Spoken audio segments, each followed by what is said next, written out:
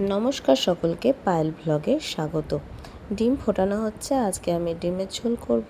সাথে নিয়ে নিয়েছি ক্যাপসিকাম, ক্যারট, আলু, আদা, পেঁয়াজ, রসুন। আলু ভালোভাবে ছাড়িয়ে নিচ্ছি। ডিম এদিকে ফুটে গেছে, আর আমার এদিকে হাতের কাজগুলো সেরে নিচ্ছি। ক্যাপসিকামগুলো কেটে নিচ্ছি। গাজর কাটা হয়ে গেছে। পেঁয়াজ, আদা, রসুন এগুলো কেটে নেব। আলু, গাজর, ক্যাপসিকাম কেটে রাখা আছে, ভালোভাবে ধুয়ে নিয়েছি। আর এদিকে তেল গরম করে নিচ্ছি। তেল ভালোভাবে গরম করে নেওয়ার পর এরপর সবজিগুলো দিয়ে দেবো। সবজি দিয়ে ডিমের ঝোল করছি। হ্যাঁ, আমি বাড়িতে মাছের ঝোল কিংবা ডিমের ঝোল এইগুলো করতে গেলে সবজি দিয়েই করার চেষ্টা করি, কারণ প্রতিনিয়ত যেই রান্নাগুলো হয় সেগুলোর সাথে আমি চেষ্টা করি, যেহেতু আমার বাড়িতে বাচ্চা রয়েছে এবং নিজেদের জন্য, তার সাথে সবজি ব্যবহার করলে শরীরের জন্যও ভালো এবং খেতেও যাতে টেস্টি হয় সেটারই চেষ্টা করি। তো আমি এই সবজি দিয়ে ডিমের ঝোলটা আজকে করব। এদিকে ডিম সেদ্ধ হয়ে গেছে। ডিমের খোসাগুলো আমি ভালোভাবে ছাড়িয়ে নিচ্ছি। ডিমের খোসাগুলো ভালোভাবে জলে ধুয়ে নিয়ে ছাড়াচ্ছি, কারণ ডিমের খোসা যদি লেগে থাকে রান্নার সময় সেগুলো খাওয়ার পর মুখে পড়লে খুব বিরক্ত লাগে, যে ডিমের খোসা মুখে পড়ছে খাওয়ার সময়। আমার নিজের পছন্দ হয় না বলে আমি আরও ভালোভাবে সাবধানতার সাথে করে নিই। তো ডিমের খোসাগুলো এক এক করে ছাড়িয়ে নিচ্ছি। আর এদিকে ডিমের খোসাগুলো ছাড়ানোর পর একটা কাঁটা চামচ নিয়ে ফুটো করে নিচ্ছি, যাতে মশলাগুলো ভালোভাবে ঢোকে। এর মধ্যে নুন হলুদ দিয়ে একটা আধুনিক প্রসেসে ঝিকঝাক করে মাখিয়ে নিচ্ছি ভালো করে।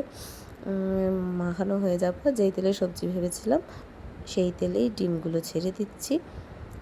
ভালোভাবে এপিট ওপিট করে লাল লাল করে ভেজে নেব।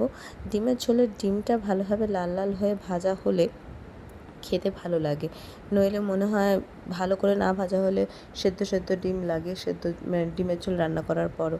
আর এদিকে রসুন নিয়ে নিয়েছি কয়েকটা। এদিকে হাতের কাছে ওদিকে ভাজা হতে থাক। আর আদা, লঙ্কা, একটা টমেটো নিয়ে ভালোভাবে পেস্ট করে মশলাটা আমি বানিয়ে ফেলি। এদিকে আমার মশলা করা হয়ে গেছে। জিরে ফোড়ন দিয়ে দিলাম তেলে। গোটা পেঁয়াজ গোটা করে কেটেছি আমি। পেঁয়াজটাকে খুব একটা কুচি করিনি।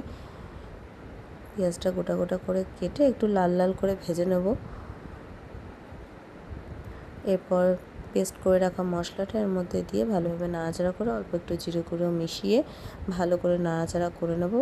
ততক্ষণ নাড়াচাড়া করব যতক্ষণ না ভালো করে কষে যাচ্ছে, গা থেকে তেল ছাড়ছে। আর এর সাথে সবজিগুলো নিয়ে আবারও একবার ভালোভাবে নাড়াচাড়া করে নিতে হবে, কারণ মশলার সাথে সব কিছু যেটা দিয়ে রান্না করা হবে সেটা যত ভালোভাবে নাড়াচাড়া হয়ে কষানো হবে, সাঁতলানো হবে, তত তার খেতে টেস্ট বাড়ে।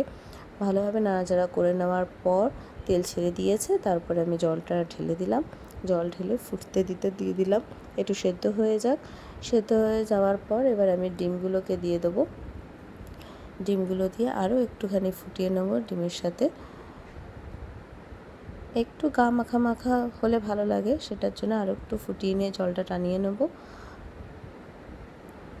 আর এর ওপর থেকে গরম মশলা ছড়িয়ে দেবো স্বাদ হওয়ার জন্য, যেহেতু সবজি দিয়ে করেছি, একটু গরম মশলা না দিলে ভালো লাগবে না। আর এই আমার ডিমের ঝোল রেডি, টেস্টি এবং হেলদি।